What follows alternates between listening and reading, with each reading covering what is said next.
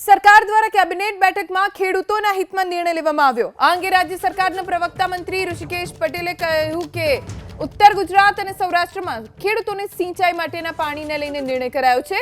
સૌરાષ્ટ્ર અને ઉત્તર ગુજરાતમાં 3191 MCFT પાણી આપવામાં આવશે, તો ખેડૂતો માટે પણ સરકાર તરફથી મહત્વનો નિર્ણય। ખેડૂતોને સિંચાઈ માટે પાણી આપવામાં આવશે। ઉત્તર ગુજરાત અને સૌરાષ્ટ્રના ખેડૂતોને સિંચાઈ માટે વધુ પાણી આપવાનો નિર્ણય કેબિનેટની બેઠકમાં સરકાર તરફથી કરવામાં આવ્યો છે।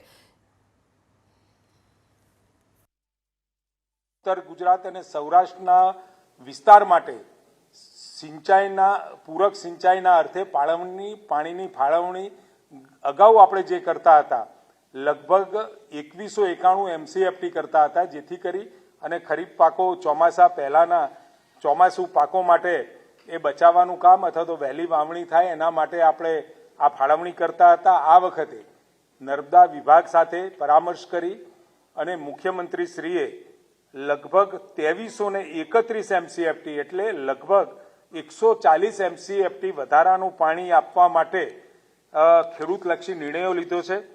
ઉત્તર ગુજરાત અને સૌરાષ્ટ્રના વિસ્તારોમાં 60,000 એકર જેટલી ખેતીલાયક વિસ્તારને આ સિંચાઈનો લાભ મળવાનો છે।